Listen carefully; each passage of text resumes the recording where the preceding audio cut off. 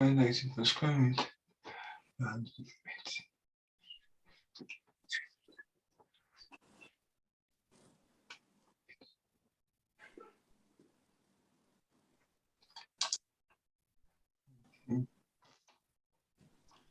it here? Let me see.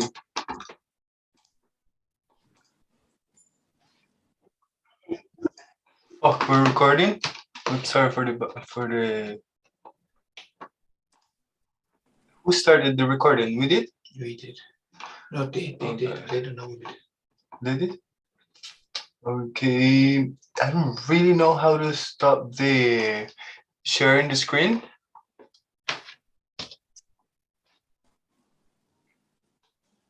We can start again. I got it. Oh, there we go. Oh, got it. Is it? Yeah. Just stay around, huh? Yeah, I'll be here. Okay, voice is coming. You are on the screen. I can see you and hear you perfectly. Okay, but I'm very bad with all this computer stuff. So I know office normally my secretary handles it. Today I've got somebody on at my place to make sure that there's no problem. You're very old-fashioned still. As we grow. Come on, I'm ready to start. Karishma, I'm ready to start. Welcome everybody to this WZCC Spotlight, the first spotlight of the World Zoroastrian Zarathustra Chamber of Commerce. I'd like to invite Mr. Percy Master to give us an introduction. Then we'll hand over to Mr. Dorab Mistry for an introduction to Mr. Sarosh Zaiwalla. And then I'll introduce the format, but in the meantime, keep your questions ready because this is a dialogue, a conversation, so that we can learn to be inspired to take good entrepreneurship steps. Mr. Percy Master, the president of this WZCC. Thank you, Karishma. World Zarathustra Chamber of Commerce has great pleasure in welcoming you all to today's World's WZCC Spotlight. We wish all of you a very happy and prosperous New Year 2023.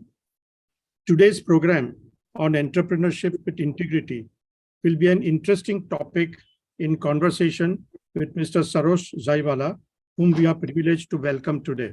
Welcome, sir. Thank you very much.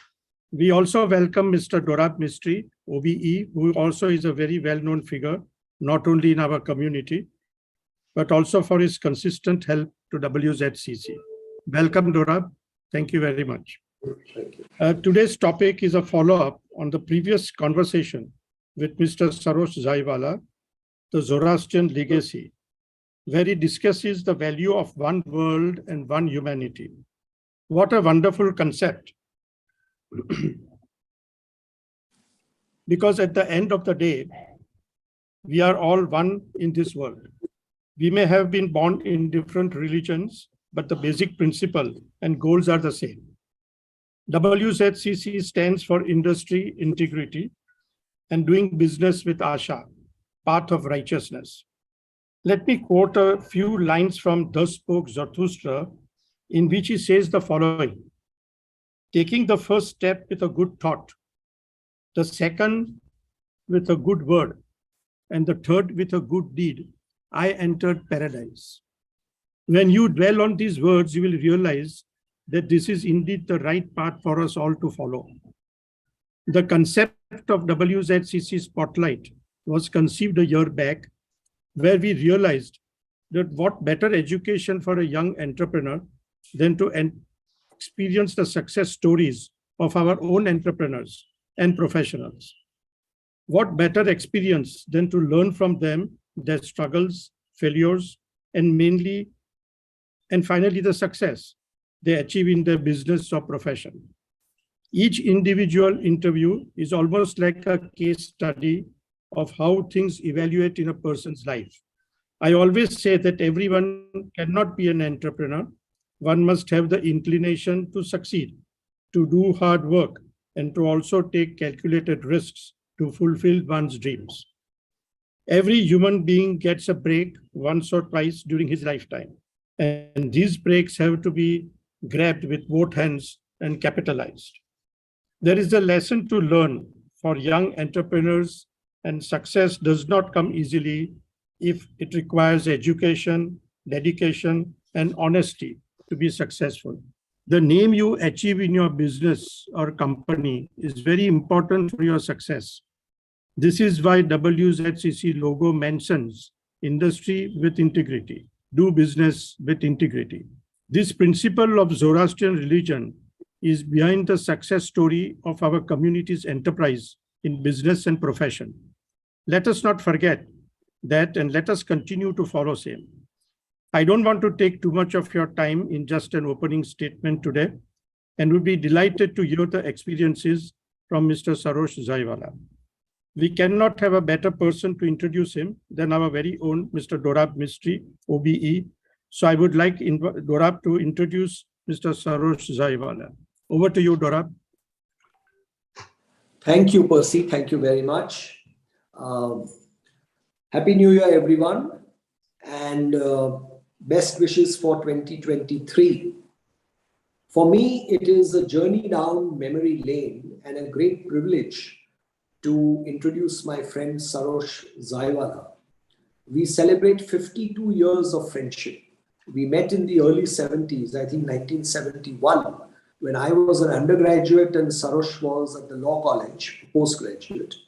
And from then on, we have been firm friends. We started in the University Debating Society as chairman and vice chairman. And ever since that, we have been Sarosh Zaiwalla and Company. I think the first client in London when Sarosh set up his firm was Godrej. And, absolutely correct. And I was responsible for pushing the file into Sarosh's hands, much to the dismay of the solicitors who were originally handling it. Sarosh has been a remarkable journey of, I would say, perseverance, hard work, integrity, and resourcefulness in becoming the first non-white solicitors firm in the city of London.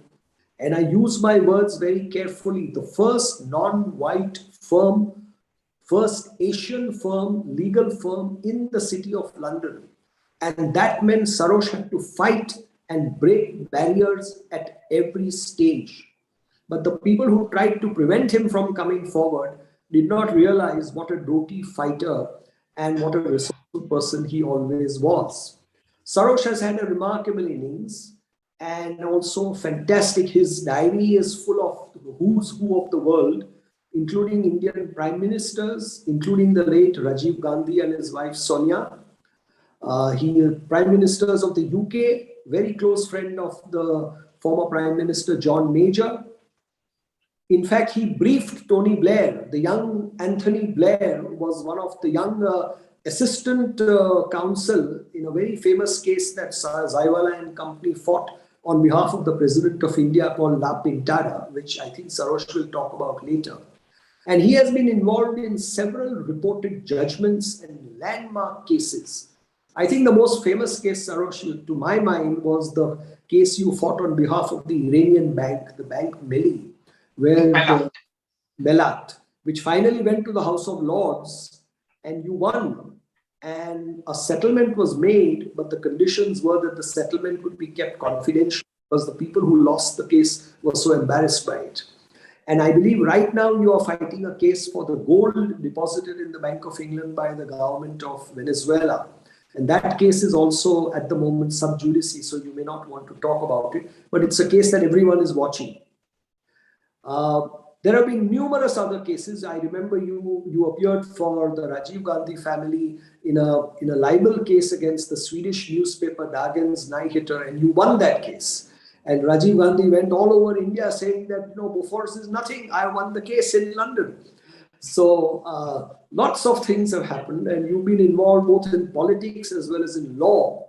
But what I admire most is your courage in setting up your law firm. I was present at the 30th anniversary of your law firm, which you celebrated with great pomp and vigor on the terrace of the House of Commons. And Dominic Grieve, the Attorney General of the UK, personally came and paid you rich tributes. And last year, a few months ago, your firm celebrated its 40th anniversary, this time with a reception at the Victoria and Albert Museum. So, Sarosh, I will not stand between you and the audience to listen to your various episodes from your life which are very interesting. But I will leave by saying that people can catch up with you and your life by reading this book called Honor Bound, which is your autobiography. I read it from page to page because I was part of so many of the things that happened during your lifetime. But it's a wonderful book, tells a lot about your philosophy, your approach, and how you handle things, etc. And what you have always upheld is integrity and values and principles, which is why we in the Zoroastrian community have always been able to cherish your friendship and have you as one of us. And you've always been very generous to a fault. I have approached you on numerous occasions because I'm always raising money for some Zoroastrian charity or the other. And you have always been very helpful, very generous. So with those words, Sarosh, I wish you all the best. And I hand you over to Karishma to start the proceedings. May I, before Karishma starts, I'm delighted to hear from Percy Master, Manashni Gavashni Punashni, the good thoughts, good words, and good deeds. And that was something which my mother used to always say, good thoughts, good words, and good deeds. And Dorab, you said this case, we won that case for veg oil. And just Yes. for the other participants, I first met Dorab when I went along with Marasban Patrawala, who later on became a minister, to defeat Dorab's candidacy in the debating society. So Marasban brought me, he said, come on, you are there. And then Dorab did a master stroke by appointing me as a vice chairman. for Marasban, it was very embarrassing. Yes. Marasban unfortunately passed. He became a minister, but he passed away. Yes. And I must say that there were four of us very close friends. Each of us thought we could do well in politics in India. There was myself, there was Sarosh, there was Marasban Patrawala, and there was the late Firdosh Talyar Khan. All of us wanted to become Prime Minister of India. Unfortunately, Firdosh passed away first in a mountaineering accident. Marzi passed away after having been re-elected and appointed to the cabinet for the second time in Maharashtra, came to be felicitated by the Bombay Parsi Panchayat and suffered a massive heart attack. That leaves you and me, Sarosh, two of us, to carry on the good work. But let me also point out to you that throughout his life in Mumbai, that means his teenage years, his college life, Sarosh visited the Agyari every day without fail. So he's a very devout man, steeped in the values of the religion. With that, over to you, Karishma. Now, can I just say that yes, that is true. I used to go to Vachagani Agyari every day and pray the Atasni Nyayas, right up to the time I traveled to London. But I now do believe that all religions are the same. And what matters is the purity of the soul. There's only one God. And that's what I believe in. So thank you, Dora. And Karishma, I'm with you now. Thank you very much, Sarosh. Thank you, Dora. Thank you, Percy. The World Zartoshti Chamber of Commerce webinar today puts the spotlight on a person who actually lives through the actions he does. And I'm very grateful to Professor Farooq Mistry for suggesting that this be the first spotlight of the WZCC. Thank you, Farooq. Congratulations, Sarosh, on your book being selected for the Jaipur Book Festival, an award in its own right. I'm going to ask you, how did you write this particular book? What drove you? And then I'd like you to comment on the very beginning of your journey and the authenticity of why the Zaiwalla & Co. stands for integrity in a very turbulent world. Well, I have always followed a very simple course, and I wanted to tell my story, but it was not very easy to find a publisher, so I never really got into it. Then one of my clients, Nari Hira, who is a publisher in India, who publishes a lot of magazines, he said, you must have your story told. So he spoke to HarperCollins, and then the HarperCollins, who are an international publisher, invited me to write my story. And I think it's got a good sort of turnaround now, because the second print is on, and it tells me the story not only of my background, but how one can work in an international atmosphere for an Indian to work and still come out of it. So the strategic plan of the World Zartoshti Chamber of Commerce is evolving as we speak, to be based upon intellectual development, to drive economic development and social development. And the sweet spot of the nexus between these three areas, intellectual, social, and economic, is something that you have actually taken forward because your basis is on continued learning with accuracy of information and the concept of Sarosh, to listen, to see what's going on. Please tell us how you started your journey and established Zaiwalla. Well, I went to London just to qualify and go back to India and join politics. And then I was working with a firm as a part of the training. And I met a very senior international arbitrator called Cedric Barclay. And he liked me. And he told me that he said, look, if you join one of those big English firms, they'll take you, but the senior partner will take you out for lunch and say, good job, old boy. And every year he will do the same to you. But others behind you will go up, but you will stay in the same place. So he actually told me to start. He was a very nice man, very eminent arbitrator, Cedric Barclay.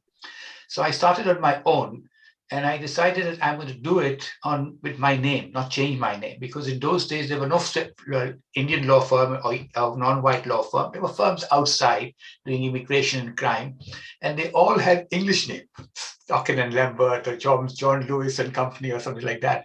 So I started as Zaiwalla and Company, and it has been a great experience and a great challenge, and I'm glad that I started it. Now, the important thing to remember, first thing, which I had recognized, that Britain is a country of natives, America is a country of immigrants, and therefore I had as part of my strategy to make sure and determine how I'm going to do it with the white.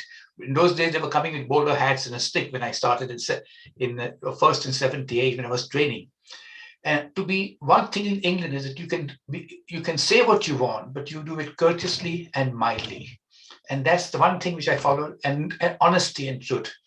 And as I said in my last podcast, the first paragraph, the translation of Athauvariyo is very important, which is Jal Vimadala's book. In righteousness lies real happiness, for it is God's finest gift. And happy is he who is righteous for righteousness' sake. And sometimes even when I'm driving, I remember that. So I think the most important thing is to be truth and have a kind also. So you help people on your way, and then there is divine benefit which comes. Now, how it comes, I don't know, but it happens. Thank you, Sarosh. What comes to my mind, what comes to my mind is this: entrepreneurship, as Adel Davar often reminds us, who was the immediate past president of the WZCC, is being able to go beyond one's resources, being able to identify an opportunity, then pursue it with passion while balancing risks. You took many, many risks in your life. Yours is an entrepreneurship journey par excellence. Let's break this down into something that law students, and indeed anybody who wants to do what you once said to me in your last interview for the ZGFE and Zoroastrians.net. You said laws can be made, and that interests you. Create law, evolve it. Tell us about holding your own, going beyond limited resources in order to create a path. Law is for justice and not justice for law. And that is my first principle, which I follow and I tell my team. I came to London with 60 pounds in my pocket and just two friends. One was a Maraspan Patrawala student at the Indian YMCA, and the other was a friend of my brother. And then I decided that I'm going to stay back and I'm going to start my own firm and take it up further. The most important thing is to find the right way to move. And as a result today, when people have difficult cases, they come to me. For example, when the Bachchan's Bofors case came to me, everybody said you can't, there was no jurisdiction, but you come up with new thoughts and new ideas. Now, just to give you an example of the Bachchan Bofors case, there was England had no jurisdiction. And Amitabh said, what shall we do? So I said, we start in libel. There's a chance we can succeed, but a chance we'll fail. So the newspaper was Dagens Nyheter of Sweden. So we found out they had 5 copies in London. So we bought 1 copy. And we went before Mr. Justice Davis, completely a novel point. And I told the judge that England is London is the world capital of libel. The judge became so flattered that he said, this is true. This is where I have jurisdiction. And the other side, the top libel counsel was furious. So you have to take on new point. For example, the Bank Malard. I'll tell you how, just to give an example, how I do, and to have courage also to take on the powerful people. In the Bank Malard was a nuclear proliferation case, Iran's biggest private bank. They had gone to Stephenson Howard, a big firm. They lost in the High Court. They lost in the Court of Appeal, challenging the sanctions because all these banks were closed down. And the sanctions were unlawful. And for the Supreme Court, everybody said no. So they came to me and I said, okay, leave it with me. And I did not know the answer at that time, but I said, we'll do our best. And we won. And we won 5-4. And the House of Lords said that the UK government acted unlawfully and irrationally. Even there, I acted unconventionally. I wrote a personal letter to the president of the Supreme Court. House of Lords has become Supreme Court after EU. And I said that for some unfairness, and my counsel, and I copied it to everybody, and they were very, very upset. You can't write. You can't write. I said, no, I want to bring to the attention of the Chief Justice of the United Kingdom. He's the Chief Justice. Next day, I had the Deputy Chief Justice call me a day or two later, and he says the Chief has read your letter and he understands your point, and he's going to delist, and we are going to place the matter before 9 judges. And there was a big hearing, and we won 5-4. And the Supreme Court said the UK government acted unlawfully and irrationally. It was a great experience going to Iran every other day. I won't go now, but before. And we made a claim of 1.6 billion pounds damages against the UK government. And it went on, and quite between you and I, we thought we were going to lose because 35 witnesses from our side, Iranian, there'll always be a mess. But we settled for a very large sum. On the morning of the hearing, the other side caved in, and this is quite important. And there was a consent judgment, and the settlement figure is very large, but has to be kept quiet, confidential, so I can't tell you.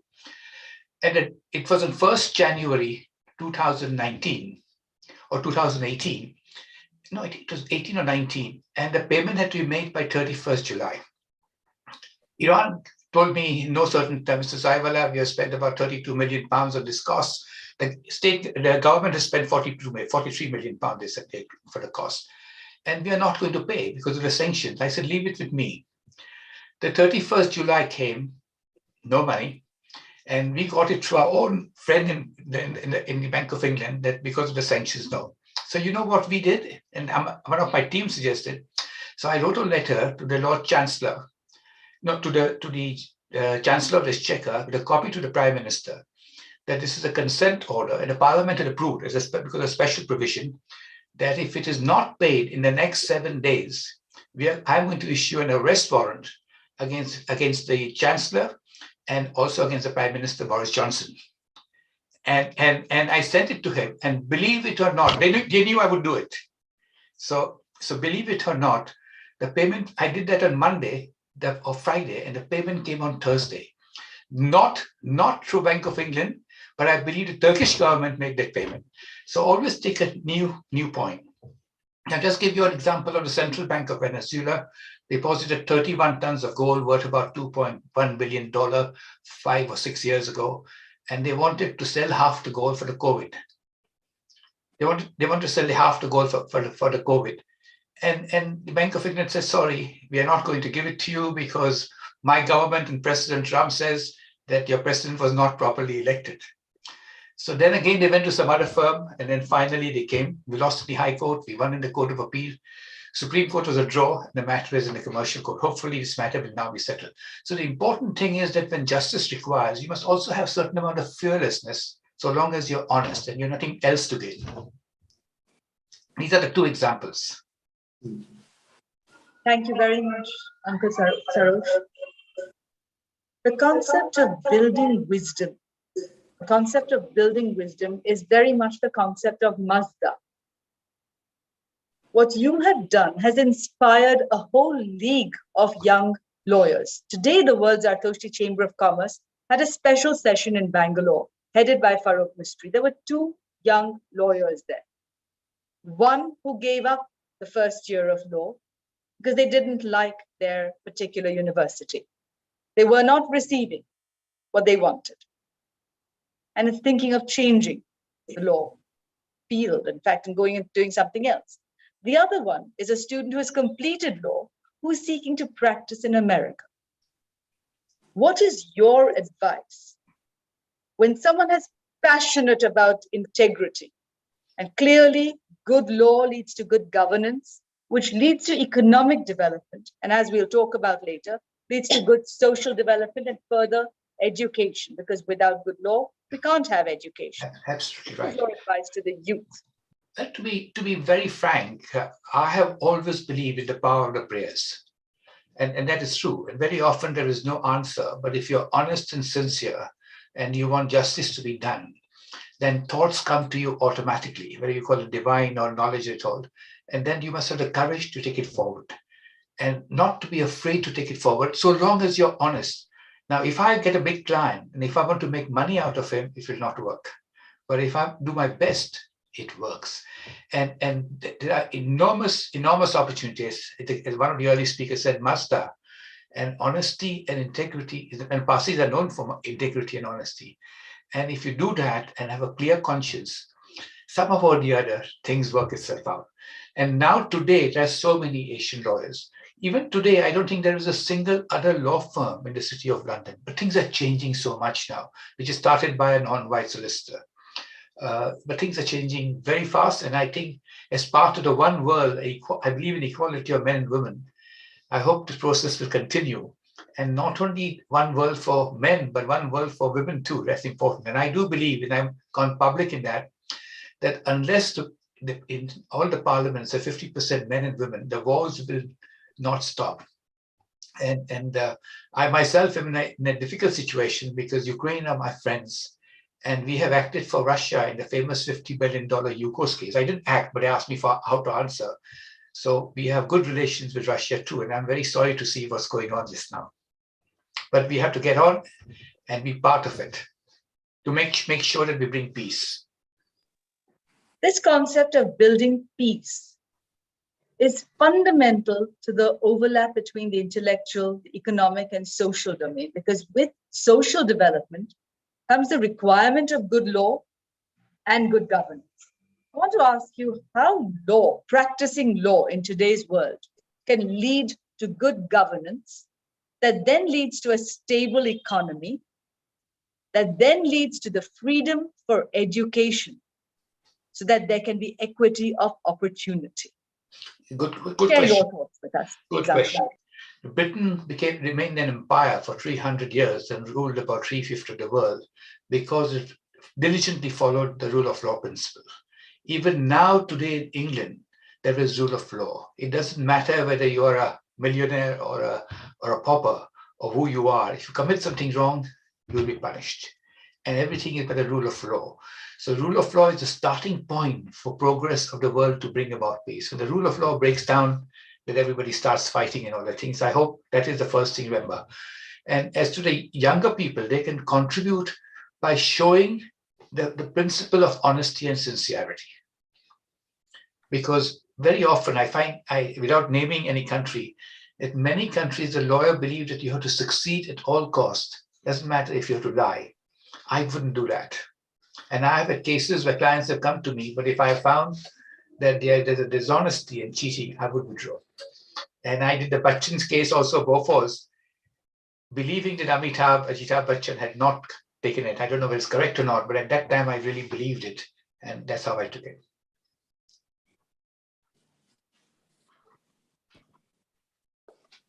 On that note, I'm going to bring you to a very sensitive point.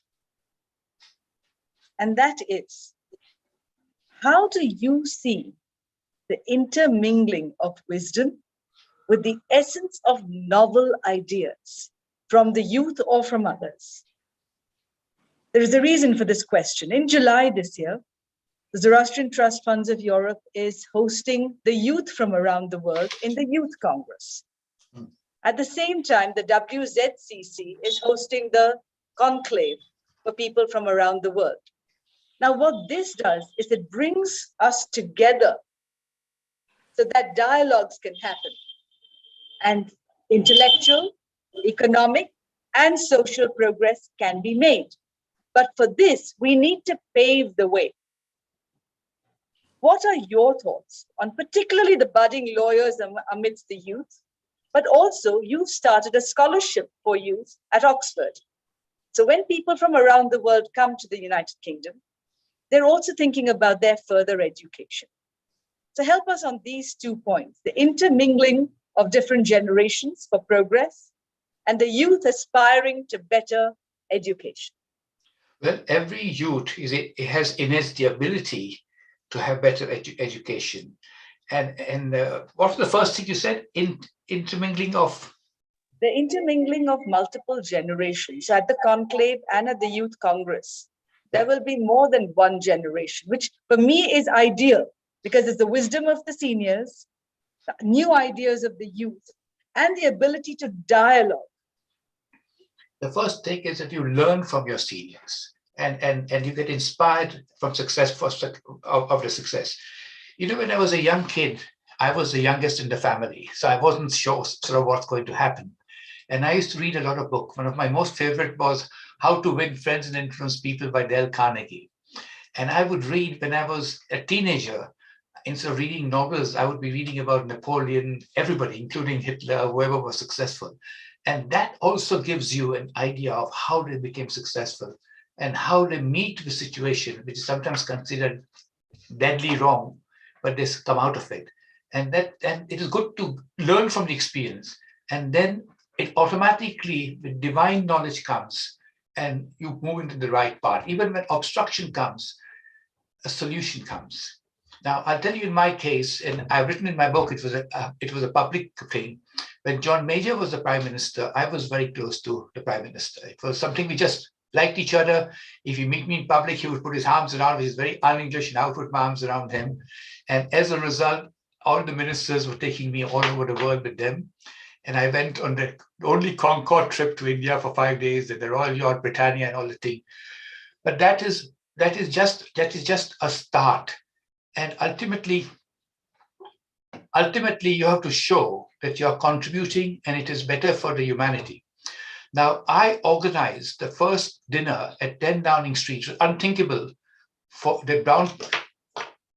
it would be unthinkable that brown men would sit in the British Prime Minister's cabinet room and have dinner. And I organized the first ever dinner at 10 Downing Street for 28 Asian businessmen, not Asian, overseas businessmen. And my idea was not to get any credit for it, but I wanted to show the City of London. The City of London is very powerful. That time has come when a British Prime Minister is prepared to sit with a brown-skinned businessman and discuss economics. So that intention must also be there, that you want to do something not just for ego trip, but you to change it. I had throughout had this, that look, I am here to change whatever is, change the world in a good way. So that's what I've always done. And as a result, what happens is that I call it divine, but I just meet lots and lots of people who are capable of taking this decision. For example, I met Mr. Ban Ki-moon on a flight in Dubai, and we just got along very well. And he told me that his main contender is one of the Indian politicians. What is his name? Who contest from India? And was it Shashi Tharoor? Shashi Tharoor. So I said, leave it with me. I'll handle that. And then I spoke to Sonia Gandhi, and then he withdrew. And we became very, very close friends. And then we became just liking each other, because if you're honest and straight, people like you. There's a good energy. And then I went. He invited me to his home for a weekend, and I had a Ukrainian girlfriend. We spent there, and so that's how it is. The same way, the Dalai Lama contacted me because we were acting for China. And I'll tell you the story of how I started acting for China. I had no contact with China. I was acting for Indian government, President of India. And I must say, to the credit of the High Commission, that the firm was made to a large extent by the High Commission. Because when I started a small one-room firm, no money to have a secretary. A girl was doing part-time typing. I used to go and post letters myself. But we built it up. And that is what needs to be done by the younger generation. An interesting concept that you mentioned, that with the younger generation, you can move forward if there's harmony. Harmony is the concept of Ushta. Ushta is based on the concept of Ashoi, righteousness and good order and truth. How do you stick to Ashoi in difficult times while dealing with difficult people? Well, you can speak. So it is not difficult to stick with a show, because if you have a pure, kind, and radiant heart, remember that he has known God who has known himself. And if you look at the Vedanta also, it is our soul is part of God's soul. And God is not out in the sky. God is within us. So that is something which we must all accept.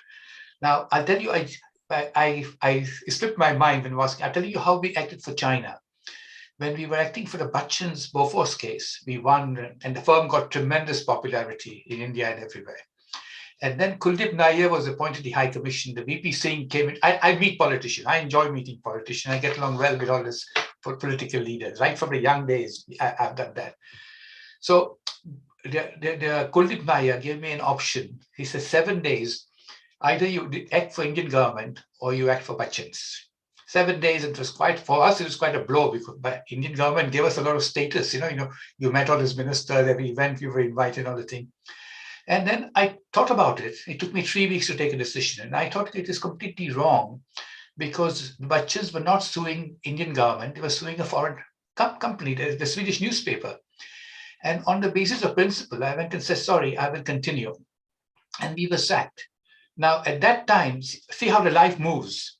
And it was quite a disaster for us, because the 86 case, and we were a small firm and all the thing. And I met the Chinese ambassador at an event. It was a possibly planned event. He was sitting next to me, and he knew that we were sacked because it had come in all these newspapers in England and all the thing. It had become a public event. It had become. So he said, why don't you come to China and start an office there and teach us how to start an international law center in Beijing? And I went, I think it was 23rd December, 1993 or 94. I went down there, my Christmas, and it was such a tremendous experience. I spent a week, and then we got a license sponsored by the Chinese government to start an associate office in Beijing. We did international arbitration cases. Now, this went on for 8 or 10 years. It was a great experience. I've been to China many, many times. Then Dalai Lama all of a sudden contacted me. His Mrs. Takla, he has an office in London, and he said, Dalai Lama would like a private meeting with you, and he's coming for a lecture. So I went to Glasgow, and we had a 1.5 hour one-to-one meeting. And he told me that I was the only person, only non-Chinese, China trusted blindly in Europe. And therefore, can you assist in opening a dialogue so that he can go back? Now, I was in an unusual situation with China. See how things work. Because I was close to John Major in the early days, when there was issue about the handover of Hong Kong, and you have to take this opportunity, handover of Hong Kong, and there was all this suggestion that Chris Patten was bringing democratization, because there's British government trying to backtrack on Hong Kong. So the private second general meeting had taken place in my office, and everything was sorted. So I had a very good relations with China. But so we started in China. So the Dalai Lama contacted me, and he took his hand in my heart, and he said, I trust you. And he was very keen. We started the dialogue, confidential. The ambassador couldn't say no to me, because I was acting for China. And then, but he said, now we are dealing directly with his brother. And that was the end of the matter. But I'm glad that we did it. And so that's how you start, and you're doing it. Now, that also cost me that now, after that, the Chinese stopped instructing me. And of course, they're very friendly and all that thing. I went for the Xi Jinping inauguration, but it was no warmth. So it's just that. So you have to take the risk, but don't worry about it, because if you do the good things, you'll get 10 times more. I believe in the universal spirit. That's an interesting take on a very difficult concept that today we find very challenging. When we don't agree with somebody, you handle it with respect. You handle it with courtesy. But more than anything else, you handle it with integrity. Yet you don't leave the other person in a way that breaks them. You No. have handed over so that they now have the ability to train their own lawyers. Or when you handed over in China, they were then able to handle their own training, their own legal setup, and set up more law firms. Tell us about that aspect of leaving somebody stronger despite disagreement. And I think there are benefits for it. Even though you might not get a physical benefit, there are spiritual benefits. I do believe in that. Now, today, Chinese are very, very high. It's a completely different China than I knew. And there are so many Chinese law firms now. They've all been educated at Harvard and Oxford and all the thing. And quite naturally, they would prefer their own people than my people, than say, Zaiwalla and company. But so what? They have all made a progress. And we have to all contribute to the progress, a good progress.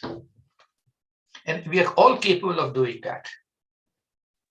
You raise an interesting concept that links into the Zoroastrian concept of pra-sho-kereti, to move forward, to progress through asha, leading to good deeds. It's a life that you have actually led. However, you also empower other people to do this, both through your own firm and through the education that you have provided at the University of Oxford through the scholarship in your father's name. So tell us about these two.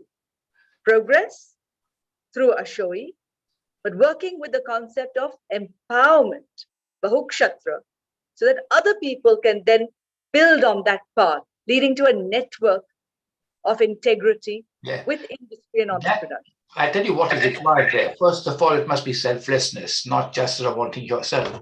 And secondly, you must try and avoid ego. Ego is the biggest problem. One of the reasons why I survived is that I have a lower ego, because most of them, if they are wrong, right, I have no problems if the younger generation are doing well. And there are people flourishing around me, good, happy. And that brings reward on its own. So I would encourage the younger generation to keep relations with successful people, because then they know how to handle things. And they'll avoid making the same mistake which the elder generation to reach that spot had made. So that is the first thing you must do. As far as the Zoroastrians are known for, Parsis are known for trust and good deeds and honesty. And I think that is very important. And also the most important thing is we must forgive them. Now, being a non-white in a white thing, I have had lots of problems this time. But I always forgiven them. I was only polite. But I struck at the right time. In my book, there's a chapter, My Boys Don't Trust Indians. And that is quite relevant, because that changed the British judiciary. And it was only first time a non-white judge, Mr. Justice Singh, who is now Lord Justice Singh, was appointed. And I must tell this story. We were a maritime law firm. We're still a maritime law firm also. And SR Ruya had sent us a case. SR Shipping of Ruya is a very big Indian group. And the way the system works is that they have legal fees insurance cover. So they said to them, no, don't go to Zaiwalla. But Ravi Ruya had given instructions, so his team said, no, you have to do. But they were very resistant to me for no other but the color of the skin. It's called the Britannia P&I Club. This went on, and we won that arbitration. And then I got a rude comment. It is all in my book, so it is documented. I got a rude comment from a young lawyer, a very racist comment. So I complained to the chairman. I went and saw him, because we meet in socially and public events and all the thing. And he came to my office, very firm, because I said, if you continue, then I'm going to go to the Commission for Racial Equality. He came to my firm and he says, if you go to the Commission for Racial Equality, you'll be destroyed. And he said, be careful, you'll be destroyed. Fortunately, John Major was the Prime Minister, so I went to him and he wrote me a letter, which is also there in my book, that he will not tolerate. And we went in, and what a mess we had. But we resolved it in a very different way. I was at a Commonwealth Lawyers Conference in I think KL, with the Lord Chief Justice, Lord Wolf was leading it. And they were going to criticize the Malaysian government interference in the judiciary and the competence and all that thing. And I said, Lord Justice, I'm going to raise this sort of thing happening in England too. And we had a deal. He said, stay quiet and we will stop it. Now, in the race relations proceedings, the 3 Court of Appeal judges had acted very racist against me. So I complained to the Lord Chancellor, who fortunately was the same counsel in the La Pintada case leading Tony Blair. Now, Derry Irwin, or Lord Irwin, known to be slightly, he can do whatever he wants. So he started a formal tribunal to inquire into the conduct of the 3 Court of Appeal judges. And that was a big thing. And see the fairness. One of the judges, Justice Morrison, called me. He says, look, the judges are quite shaken up. Half are for you, half are against you, but don't give it up. Ultimately, this whole issue came up in the Commonwealth Law Association with the Lord Chief Justice. And we met, and he said, you made the point, we have understood it, change is going to come. And I told him, why? There are no brown-skinned judges. And he said he did it, and he kept his word. So that is how you're also doing something not for yourself. Now, I had no trouble. We were busy. Why should I have campaigned against this powerful city organization, this completely white city organization? But I did it for the sake of humanity, that things have to change. And that was the most stressful situation I have ever had, because the whole city of London was against it. But things have changed. The change has come around. And in my book, there's a whole chapter. My boys, they never denied. The chairman of the club said, yes, I did say my boys don't trust Indians. And then the issue was, they said not Indian by nationality, but Indian by style. So that was the issue. Please tell us about how you expect the younger generation to work with you while their change or their measure of change may be different from what you see change as. So I'm talking about change with resilience, with accepting different viewpoints, yet working for that principle of industry to grow, to build, and to network, like you said, with people. I think today's younger generation is much better than what the generation was there in my time, because there's internet, they are well informed, and I see so many young non-white lawyers and so many white lawyers also so well informed, more informed than what I was before when I started. We didn't have internet, we didn't have all this thing. We had to read the books and read the judgment and things like that. Now you can get everything. So it's a much more easier way for them if they really want to. And they must not give up. When you start something, there are bound to be ups and downs, and they must find a way how to resolve it.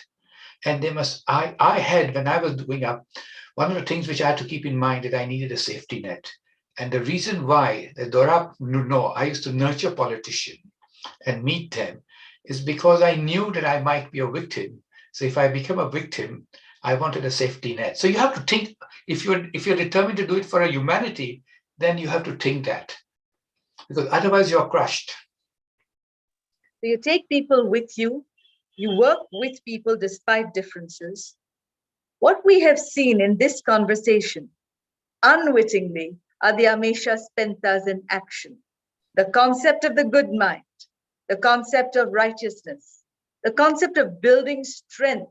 So Vahumana, Asha, Kshatravairya.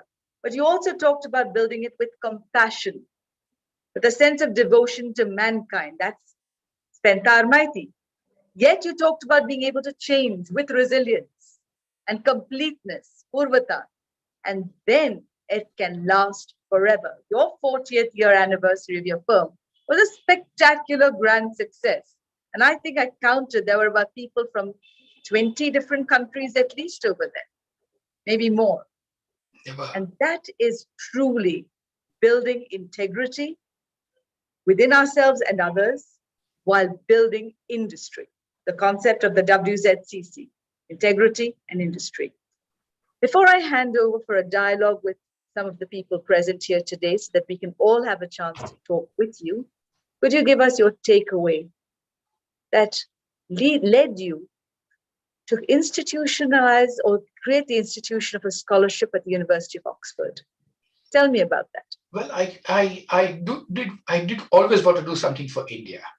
And we established a scholarship about 7 years ago at a Somerville College. And Somerville College is quite uniquely India connected because Mrs. Gandhi was India Connected, and a Parsi lawyer. First women lawyer was a Parsi. I forgot her name now. But she was from some college too. So we started a scholarship for one LLM student from India.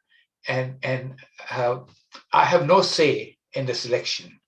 In fact, when it started and first came in the newspaper that I had started, I had two Parsi gentlemen called me two separate occasions. One said, a daughter applied for scholarship, can you do something? And I said that even in England, even if I try, if your daughter was getting the scholarship, she will not get it. So that's how it works. So scholarship is going well. I have very little, except for paying the money every year. I don't have any say or anything at all. They invite me for the events in Oxford. Some of them I can go, some of them I do not go, but they always invite me. What you've created is able to build economic development, not just for one group of people, not just for one country, but where there is law and order and the concept of being able to network fairly, there is growth of the country and international law. Absolutely right. Give us your takeaway for students who want to work in international law and feel that the concept of jurisdiction and businesses, because business law changes independently of how international law changes. How do students, or indeed young entrepreneurs, work through this difficulty, leaving aside politics, just law and business? International law is today very, very important because the world is getting smaller and smaller.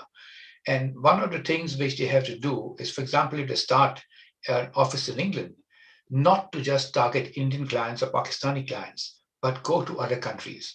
Now, today, we have very little clients comparatively from India and Pakistan, but people come to us for difficult cases. For example, when Benazir Bhutto was convicted by Pakistan court for corruption, she was in Dubai. I was asked by some Qadri Baba whom I had met, and I like to meet all the spiritual masters too, and he said, come and take her. And I remember going to Dubai and bringing her to England. For 2 years, we acted for her. So you have to build up a reputation, not in where you are, but internationally. And today, our reputation is people come to us for very difficult cases. And somehow, with the grace of God, we have succeeded. We are doing this Bank of England case, which is the case in England and unite before the English court. Let's see what happens. It's been going on for the last 3 years. So I would advise them to have confidence in them and keep their eye for work, not just in our own community, but throughout the world. People come to me from Mexico, people come from, now they come, but I've always done that. And I used to travel around in those days, economy class, not just to India and Dubai, but I used to go to Thailand because I had with the ministerial trips. And that's how you build up the firm. And we went all over the world with that. And I'll just give you an example. And that also comes by chance. When the Royal Yacht Britannia was the last voyage, that was during John Major's time, how things happened. I was invited when we reached Bombay and Madras, but also when in Dubai. And in Dubai, nobody knew me so much, but I was the only Indian in the white with the reception, the part of the British. And then the ruler of Dubai invited me for dinner with Nelson Mandela. So he given. The second year, he invited me for dinner with the Australian Prime Minister. And third year, he thought I was not important enough. He didn't invite me. So these are all chances which comes, but you have to take it up. Okay. And it is not just money making. You do it for the right cause. Which again, Adel Davar has highlighted. Percy Master has included it in a strategic plan. The ability to work in time, identifying opportunities, but the concept of the Gothic word nuchit. Let me build progress, but let me work in the now. How do you work in the now, yet learn from the past with an eye for the future development? Because today we have to create students, young entrepreneurs, and businesses to create solutions for problems that we don't even know exist. And it needs to be done in a way that follows Amirata, sustainability, and development that is so just, so right, so able to adapt.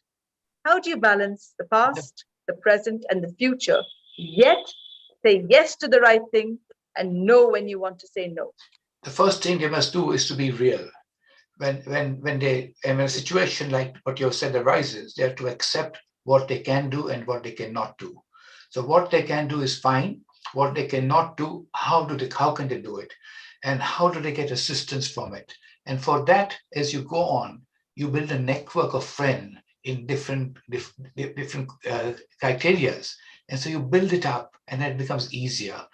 So that's what I would say. But the most important thing is also hard work. And for example, my life, to be honest, has just been law. There is no business or anything like that. From morning till evening, I had no other hobby but reading judgments. I remember when I was younger, when I was married, I used to take a tube ride 1.5 hours, and I was reading nothing but every law report, every judgment, whether relevant or not. And that on its own builds up in your memory different situation and different arguments which people can't take, which develop. Most students and young lawyers just follow, this is my case, let's do that. But then I did it as a hobby to learn law, and that was my hobby. I was, as I say, law has a jealous mistress. If you're married to law, there's nobody else. And that was my situation. I don't know whether I regret it now, but that I was. No, we don't regret it, simply because we now have you, not just an entrepreneur, not just an intellectual, economic, and social entrepreneur, but somebody who has paved the path to build, to educate oneself, and to help other people build a network through which we can all move forward. With that, may I open the floor to questions from our audience, their takeaways, Can I just add that? You want to add? Can I just add that? Pave the path, giving opportunity to the next generation, irrespective of color. What matters is the color of the heart, not the color of the skin, religion, or flag, whoever they are. But young opportunities who have the talents, they must go ahead. Previously, there were resistance. If they're black, brown, white, rich, poor, doesn't matter now. Okay, we have a very distinguished set of people in the audience today. Would you also be open to people who watch this on YouTube and Zoroastrians.net and the WZCC channel to come back to you with questions? Of course. If I have time. I'll first invite Professor Farooq Mistry for his takeaways and any question he has for you. Thank you, Karishma. What we have before us is somebody who is being spotlighted for the right reason. And Karishma has done a beautiful job of getting him to talk about himself and about his activities. But my takeaway is the person, his humility, his saying that it's you have to focus on the truth, you have to be humble, you have to be fearless, because if you are focusing on the truth, it is okay to be fearless, because in the end, truth will triumph. He quoted from the Ashembahu prayer, saying, "Happy is he who does what is right for righteousness' sake." And so here we have a Zoroastrian who has taken this notion from the Ashembahu prayer, takes it further to be humble and being truthful, and therefore is able to be fearless in what he does. There's another thing that he brought up, which is very interesting. We all have the rational mind and we have the intuitive mind. And what he said was that if you were thinking about addressing an issue which you didn't have an answer to, thoughts just come if you were honest about it, and they just come to you in a flash, so you know what's happening. And so that he touched upon the intuitive mind. What appealed to me very much was his statement where he said the rule of law must be followed, and that is the starting point for peace. The rule of law must be followed, and that's the starting point for peace. This is particularly important in our community. The same law should apply to all in our community. And by using that standard, we need to be tolerant of each other so that we are able to get together, work together to make things happen. So I thought that was a very nice comment. At the tail end of what he was saying, which appealed to me, was guess what? You must not think about your ego. Ego is something that will detract you from doing good deeds in terms of moving forward. So in addition to humility is the notion that you must not have your ego. He told us that Parsis are known for their tenacity, their truth, and their willingness to take risks to make things happen. And I found that to be extremely, extremely interesting. Finally, what he said, I think, is a very good point for young people. You need to figure out what you can do and cannot do. You need to focus on that which you can do and cannot do. When you figure out what you can do, look at the cup half full and move ahead, instead of batting your head against what you cannot do. Maybe this is not quite the message that our spotlighted speaker would like the rest to know, but I thought that was a very interesting statement. To move ahead, focus on what you can do. Focus on, rather than what you can't do. Focus on the positive and accentuate the positive, because if you focus on the negative, you're losing a lot of energy, emotional and otherwise. So thank you very much, Karishma, for spotlighting a very talented and very, very humble person. And thank you for the opportunity to pull things together. Karishma, back to you. Thank you very much. Thank you, Professor, for your kind words. In the audience, two phenomenal business-minded people. I'll bring Adel Davar in, if I may please, because of the concept of entrepreneurship. And then I'd like to hear the thoughts of Dorab Mistry in this world of upheaval, of economic change, how important it is for sustainability to have a very solid background of law, of peace, and of courtesy. First, Adel, entrepreneurship, the WZCC, and your thoughts based on what you heard from Sarosh and any question you have for Sarosh. Thank you, Karishma. Thank you, Sarosh, for a wonderful, wonderful presentation. A lot of takeaways, which Farokh has already gone over, a number of them. I don't want to repeat those. But as an entrepreneur, you saw an opportunity, and with passion and persistence, you made it a reality, and perhaps with a little bit of luck and providence.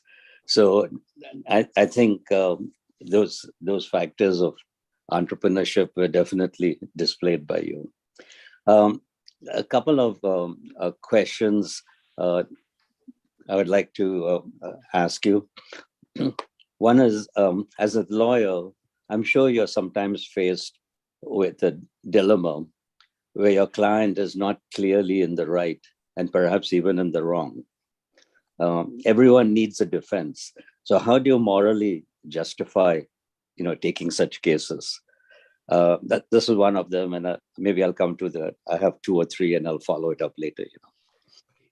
That's a very pertinent and good question. I thought I partially dealt with it when I spoke. 3 or 4 years ago, or 5 years ago, an Iranian group came to me, and their accounts were frozen in the English court. And what had happened was that an oil rig was brought by the Iranian company NIOC, National Iranian Oil Corporation, for $78 million. And the chairman, they gave a fraudulent receipt of what the delivery. And the chairman authorized the payment of the $78 million. And then he disappeared. And the group that came to me said, "Oh, it is our money, this, that." And I believed them for 2-3 days. And they came next week, they came for a second meeting. And I realized that they had stolen the money. And these are the thieves who came to me for defense. And I considered it, and I said, no, and I, in a tactful way, said I have a conflict, and so we cannot handle it. And that is what I have always done. And therefore I said that you don't have to lie to be a lawyer. You can work with the law if there is an element of truth or element of justice or fairness or the need of the person. So then you can work with the law, and you can sort of law. Fortunately, in England is very mobile. They can make change and it's not do this or do that. Good common law principles, and on the basis that law is for justice and not justice for law. And most other jurisdictions, this is law you have to do, but here you can persuade the court. That's the thing. So I think I would refuse to act if I know that, and I would honestly refuse to act if I know that this person has acted dishonestly, or this group has acted dishonestly. Commercial is very difficult because you don't have all the facts. But once I know that there is this complete dishonesty, there's a proof of that, I would not act. And I would not tell them that, but I would, in a discreet way, say there's a conflict or something. So that's the first answer to your question. I look forward to your second question. Thank you. Yeah. Also, in today's world, litigation is getting more prevalent, and compromise is a rare commodity. Why is that happening? And is the legal community itself partially responsible for this? For example, by taking cases on contingent basis and things like that. Well, in England, contingency bases are not very too many, but there is litigation funding, and these are for large cases. But to get a litigation funding, you have to get an opinion from a King's Counsel that there are 60% chances of success. And in England, there is strict, even now, there's a control on the cases just sort of coming for tactics, delaying tactics. And the judges are very, very strict about it. I don't know about India. India, the situation might be different. But here the cases are, if the judge is convinced that there is urgency, he will decide the case and finally within 2 months. And that has happened. But then what happens is that once you have a standing as a lawyer, and if the court trusts you, and if you say this is urgent, the judge will go out of the way to do that. Can you hear me? Yes. But I just called my assistant. Ravi. Sarosh. Ravi. Fine. No, it's gone off. Sarosh, you're perfectly clear, audible, and visible. Okay, okay, that is fine then. Yeah. That is fine. I'm back again. Okay. I'm not very tech savvy. No, I think because you are close to the sea, your internet may be up and down because the weather is like that today. Possible. Because suddenly the screen went blank. I could hear you, but the screen went blank. Right. Go ahead, Edel. Go ahead, Eric. Yeah, but as a society. Bring Dora in before I hand back to Edel. Please let Edel continue. He is in full flow. Okay. He has to ask the second question. On the same item, as a society, we just seem to be more, prone to litigation and not compromise. What do you base that on? Why are people not willing to talk and compromise? Sometimes possibly even when they're in the right, it's better to compromise and get it over with than go to court, But are you sir talking about the Indian circumstances or English circumstances? Because there are litigants who start proceedings but with a dishonest intention and by siphoning off money and this is what happens. But in England, if the judge realizes that the intentions are not honest, then the judge will come down heavily in a nice, polite, courteous way. So, but India, the situation I know is a little different. Yeah. But you as a lawyer, do you try to get the clients to compromise before going to court? Of course. But now, and I was also a member of the International Court of Arbitration representing India. And I think arbitration and mediation is very important. And the mediation, I'm a senior mediator, and mediation is very, very important. And when people sit down to dispute it before a professional mediator, 85% cases are settled. 10% cases are settled within 3 months after the mediation, and only 5% goes to the court. But that is important. Mediation is the answer. But both parties must be sincere for mediation. Because if one party is dishonest and wants to keep money and take all those points, an English judge would immediately see through. But in India, I understand the way strategies work, it goes on for a long time. All right. Okay. Last question. When youngsters are deciding what career they want to take or go, what factors do you highlight for them to consider the legal profession? I think the legal profession has now changed for the better. It has become so international. There are young Indian lawyers traveling all over, and they are now employed by the big mega multinational companies. So I think to get into it, if they have merits, if they are prepared to work hard, if they are prepared to keep high standards of ethics, there is a tremendous future for them. And I'm surprised that I go for events, and now there are young lawyers, legal advisors of white big companies. So that is a welcome change. That I think the profession has now been open to all. But it is a profession which requires hard work, and because you have to get all the facts. In my early days, my first 20 years, when a new case came, I would bring home after dinner. I would sit till 2 a.m. going through all the documents and all that sort of things. So one has to work hard. It's not an easy profession, but once you reach a stage where you can feel the documents and feel the thing is different. But in the beginning, you have to work hard. And as I said, my hobby was to read law judgments. So you have to continuously work steadfastly for knowledge. Thank you. Thank you very much, Sarosh. In this time of great change, we've seen change with the market, change with fintech companies, and change with innovators who promise the moon and somehow get investments. How do you approach dealing with innovation while economic, social, and people's futures are dependent on how solid that innovation or that change may be? Well, any innovative change for the good of mankind is to be welcomed. And we have opportunities now because we are all connected internationally. Gone are the days 20 years ago, 25 years ago when I was practicing, I was a solicitor, but now everybody can forget information. Today I can get information on law, answer to law, and therefore one has to continuously accept innovation. And as I see it, the way the world is going, the innovations are going to come faster and faster, and unbelievable new innovations are going to come, and we have to be prepared for it and accept it. As I said, I started when there was no stenotype. There was stenotypists and draft. There was no computer. There was no photocopy, and it's completely changed now. And we have to move with the time. And the younger generation are moving so fast because the world is moving so fast. So they have a different ethos and approach. But I think they are able and they're competent to compete with that. Thank you very much, Sarosh. I'd like to now hand over to Dorab for his thoughts, questions, and then we shall conclude.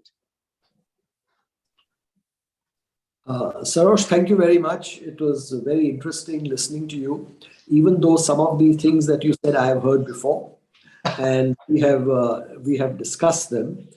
I have never asked you about your representing Iran, because they have been major clients of your firm.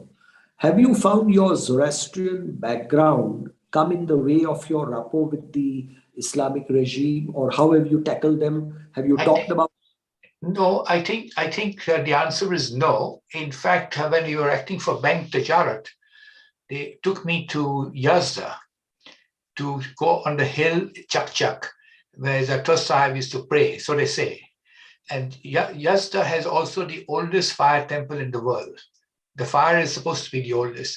And unusual, the Agyari is half of it is for Zoroastrians only, and half of it is for everybody. So I don't think they ever asked me any question. In fact, when you say that you are Parsi and you were born as Zoroastrian, they don't say anything at all.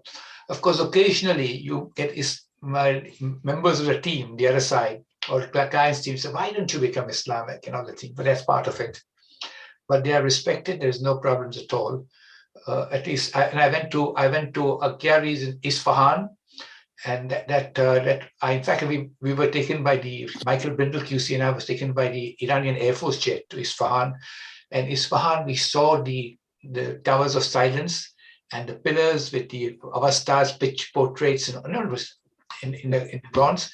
So that's kept. And Persepolis is, of course, also, there's a lot of linked to the Zoroastrian faith.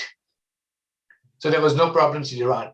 The problem I have in Iran is now they have come to us again 2 weeks ago to act formally for the Central Bank of Iran. And we had to decide whether we want to act. Temporarily, we have said yes, because the killing of young girls is you can't tolerate. And I believe that it goes against my principle that equality of men and women. And I believe the women has a right to look beautiful. And if they don't want to see the hair, they should look the other way. But they can't tell a girl, close yourself and work. That doesn't happen. And we have to work to that change. And I've said it more or less in one of my tweets. I said it, that we welcome, because when this thing happened about this girl was killed by the police for not wearing this thing. And I did an open tweet because this has to change. Right. Thank you very much, Sarosh. You bring us to a phenomenally important point in our thought process.